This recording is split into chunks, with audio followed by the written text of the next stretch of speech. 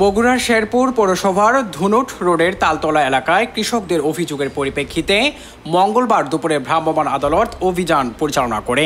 অভিযানে নিষিদ্ধ কীটনাশক কার্বোফুরান সহ বিভিন্ন মেয়াদ উত্তীর্ণ মিসব্র্যান্ডেড এবং উন্মুক্ত অবস্থায় রাখা বিপজ্জনক কীটনাশক জব্দ করা হয়।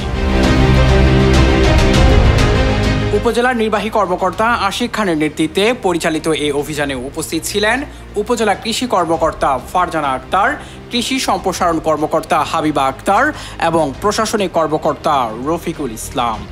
অভিযানে শেরপুর থানা পুলিশের একটি টিম সহযোগিতা প্রদান করে। বালাইনাশক আইন 2018 এর 29 ধারা অনুযায়ী অভিযুক্ত কীটনাশক বিক্রেতা তবিবুর রহমানকে 50,000 টাকা জরিমানা করা হয়। পরে জব্দকৃত সকল কীটনাশক ধ্বংস করা হয় উপজেলা কৃষি অফিসের তত্ত্বাবধানে। Enamul Hasan Bappi, news 21 news desk.